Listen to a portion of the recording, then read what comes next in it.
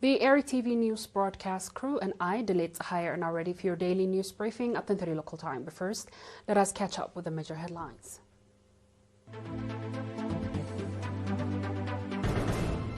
Ginda assistant nurse school graduates students. World Down Syndrome Day observed.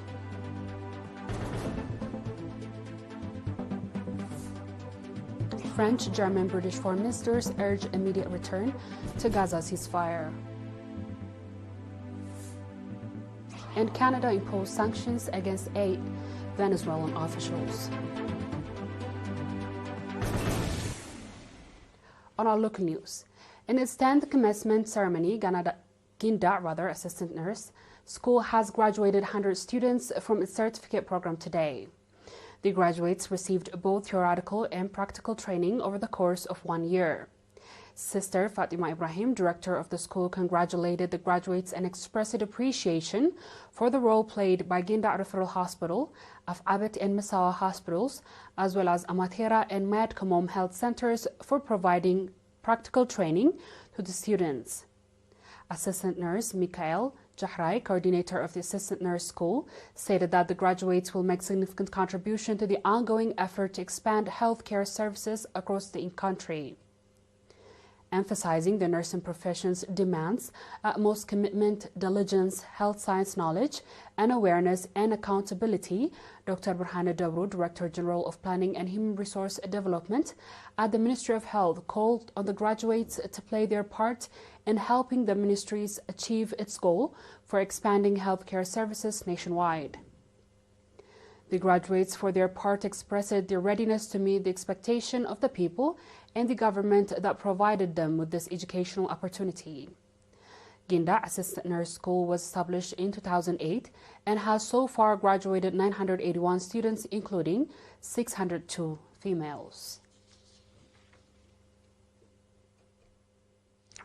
World Down Syndrome Day, 21st March, was observed at the national level in Mandafara Southern region, with a variety of programs making the occasion. At the event, Mr. Desale Hagos, head of the National Association of Intellectual and Developmental Disabilities, stated that this is the 14th international and 60th national observance of the World Day Syndrome. He noted that the purpose of the event is to highlight the challenge faced by citizens in condition and enhance public understanding and awareness. And Mr. Haile Gabriel Mikhail, head of the Ministry of Labor and Social Welfare branch in the region, explained that the programs supporting individuals with intellectual and developmental disabilities are currently being implemented. He called on parents and foster families to help integrate children with the condition into the society. Similarly, Down Syndrome Day was observed at a regional level in Tesane, Gashbarka region, with variety activities commemorating the day. The event participants emphasized the need for sustained public awareness campaigns to ensure individuals with disabilities receive proper care and acceptance in the community.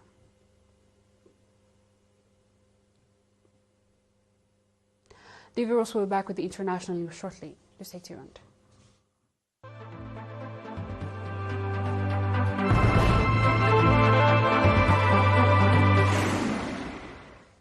Welcome back. The foreign ministers of France, Germany, and Britain on Friday jointly called for an immediate return to ceasefire in Gaza. The ceasefire between Israel and Hamas, which took effect on January 19th, has been largely held until Israel launched surprise airstrikes in Gaza on Tuesday. Highlighting the hostiles between Israel and Hamas, the statement emphasized that this conflict cannot be resolved through military means and warned that a return to fight will only result in deaths of more Palestinian civilians and Israeli hostages. Urging Israel to fully respect international law and allow the flow of aid to Gaza immediately, the ministry said civilians should be protected and not be cut off essential aid or assistance. They also called on Israel to restore humanitarian access and ensure access to medical care and temporary medical evacuations under international humanitarian law. On our last news, Canada on Friday announced sanctions targeting 8 current senior officials of Venezuelan government, alleging involvement in activities supporting human rights violations and undermining democracy. Today's sanction reflects Canada's long-standing commitment to upholding democracy and the rule of law. They also called on a clear message to regime of Nicolas Maduro that Canada will not tolerate any activities that violate human rights, Foreign Minister Melanie Joly said on a statement. Venezuela's President Maduro and his government have always rejected sanctions by the United States and others, and saying there are illegitimate measures that amount to an economic war designed to cripple Venezuela. Dear viewers, we've come to the end of tonight's news. Let's have a quick recap of the headlines. Ginda Assistant Nurse School graduates students.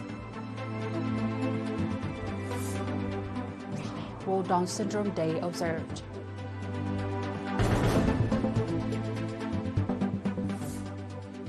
French, German, British foreign ministers urge immediate return to Gaza ceasefire. And Canada imposed sanctions against 8 Venezuelan officials. That wraps up our stories for tonight. Thanks for watching and have a good night.